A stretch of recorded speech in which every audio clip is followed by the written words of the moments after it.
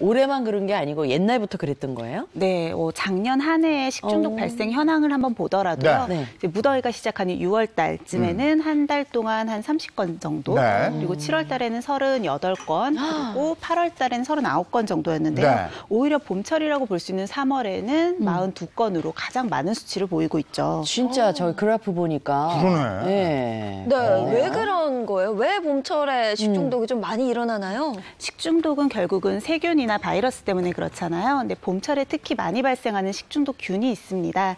이름이 조금 어려운데요. 클로스트리디움 퍼플리젠스라고 하는 이제 균 이름이에요. 진짜 어려워. 균 이름까지 아실 필요는 없는데 이 균이 봄철에 특히 많이 발생을 하고요. 사실 이름이 좀 생소해서 그렇지 우리가 흔히 많이 듣는 노로바이러스, 그리고 병원성 대장균, 그다음에 또 살모넬라 이 다음으로 많이 식중독을 유발하는 균이거든요. 굉장히 좀 흔하게 유발을 한다고 볼 수 있는데 이 균이 또 문제가 되는 이유가 하나 있어요. 우리가 흔히 알고 있는 병원성 대장균이나 뭐 살모넬라 그리고 노로바이러스 같은 경우는 열에 굉장히 약하기 때문에 조리를 할 때 열을 충분히 가해주면 다 사멸이 되거든요. 그런데 이 균 같은 경우는 생장 과정 중에 열에 굉장히 강한 포자를 만들어냅니다. 그러니까 조리 과정 중에 균이 사라졌다고 하더라도 나중에 보관을 잘못하게 되면 이 포자가 깨어나서 다시 세균이 번식을 하고 이로 인한 독소가 또 퍼질 수가 있는 거죠. 이게 독한 놈이네. 네. 그러면 어떻게 하란 얘기요, 지금? 끓여도 안 돼. 보관을 잘해도 좀 그래. 뭘 이 얘기를 해줘야 될 거 아니에요. 어떻게 하란 얘기요, 도대체? 그렇죠. 이제 보통 식중독은 이제 조리 과정 중에 열을 충분히 가하면 된다라고 생각하시기 쉬운데 이것도 중요하지만 보관 역시도 중요하다는 거예요. 그래서 따뜻한 음식을 드실 때는 반드시 60도씨 이상으로 보관을 하시고요. 차가운 음식은 이제 빨리 식혀서 5도씨 이하로 보관을 하시는 게 좋은데 이때도 또 하나 주의하셔야 되는 게 빨리 식히겠다고 그냥 뜨거운 음식을 바로 냉장고나 냉동고에 넣는 경우들이 있으세요. 이럴 경우에는 내부 온도 자체가 다 같이 올라가서 다른 음식들도 상할 수가 있거든요. 주의하시는 게 좋습니다. 전기값도 많이 나올 걸. 그렇죠. 그렇죠. 예, 예. 그렇죠. 역시 돈 걱정하시는 분. 근데 어떤 사람이 이제 음식을 먹고 막 두드러기가 나니까 이게 음식이 잘못됐다. 식중독이다. 그래서 병원에 갔더니 알러지입니다. 그랬다는 거죠. 이게 그러니까 식중독이 걸려도 두드러기가 올라오고 뭔가 알레르기가 있어도 두드러기가 올라오고 그 차이가 있을까요? 두드러기에?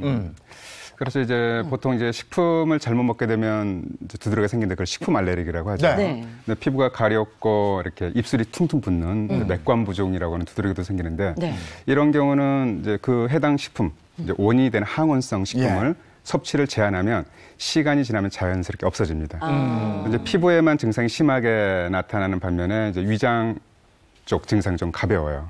그런데 특징 중에 하나는 여럿이 식품을 먹었는데 오직 그 개인만 두드러기가 생겼으면 이건 알레르기겠구나라고 추측할 수 있는데 근데 식중독은 좀 다르죠. 원인은 이제 세균이나 독소가 원인이고 증상은 피부 증상은 가려운데 위장관 증상이 심하게 나타납니다. 배가 아프고 설사하고 탈수를 이렇게 수액을 맞으면서 교정을 해야 될 정도로 문제가 되고 심지어 간 독성도 나타납니다.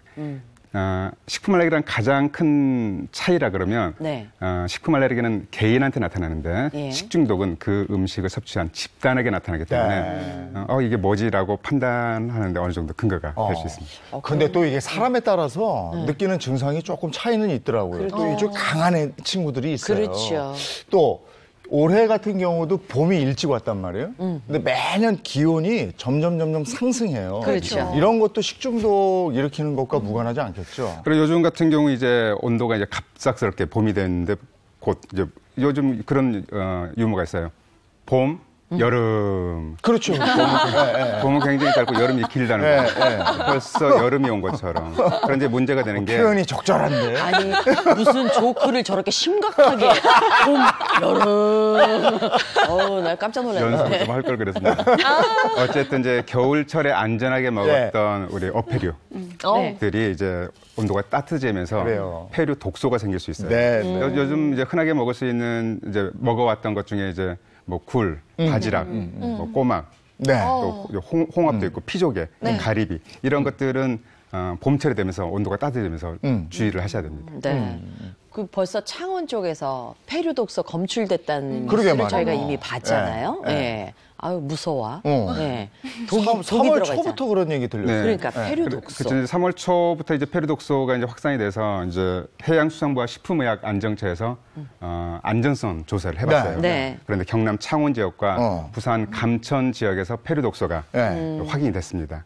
그래서 이제 실제적으로 이제 뉴스를 나온 걸 확인해 보니까 국립수산과학원에서 페류독소를 조사를 해봤더니 경남 창원시 구산면 남포 지역 거기에서 담치류라고 있는데 담치류에서 마비성 페류독소 그러니까 기준치가 100g당 80 마이크로그램인데 거기를 초과해서 100g당 82 마이크로그램 이상으로 증가한 거죠. 그래서 창원시 지역에 있는 이제 남포면 또 내포면 지역에 있는 양식어장이 있어요. 18개 지역에서 양식어장에서 페류독소 채취 금지령을 내릴 정도로 지금 심각성이 되고 있습니다. 그렇군요. 페류독소, 페류는 알겠는데 지금 담치류라고 그러셨는데 그건 뭐예요?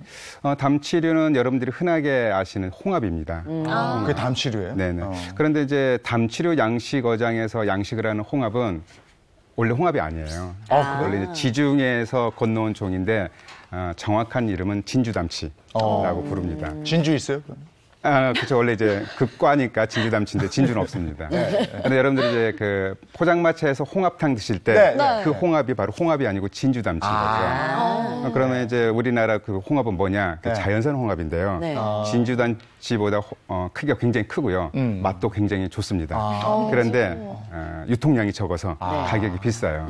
그래서 우리 식탁에까지는 잘 안 오고 고급 음식점이나 아주 비싼 곳에만 납품이 되지 않을까 싶습니다. 그럴 것 같아요. 드셔보셨어요? 한 번 딱 먹어봤습니다. 가봤구나, 그런데. 아니. 실제로 해녀들이 딴 홍합을 알았어요.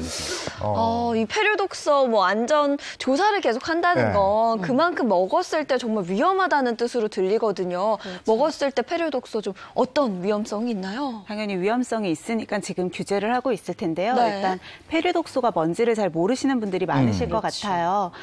페류들이 주로 먹게 되는 이제 먹이가 되는 것들이 플랑크톤이거든요. 그런데 봄철이 되면 이 플랑크톤이 유독성 플랑크톤이 굉장히 대량으로 번식을 하게 됩니다. 그러니까 페류가 이 유독성 플랑크톤을 먹고 몸 안에 계속 독소가 쌓이게 되는 거죠. 그래서 이제 말 그대로 페류가 갖고 있는 독소다라고 해서 페류독소라고 얘기를 하는데요. 문제는 이 독소가 가지고 있는 특성이 아까도 잠깐 나왔는데 자막에 나온 것처럼 마비성 특성이 있어요. 그래서 식중독을 유발하는 것뿐만이 아니고 근육마비를 유발할 수가 있고요. 이제 호흡근도 마비를 시키게 되면 호흡곤란이 오면서 심하면 사망에까지도 이를 수가 있는 거죠.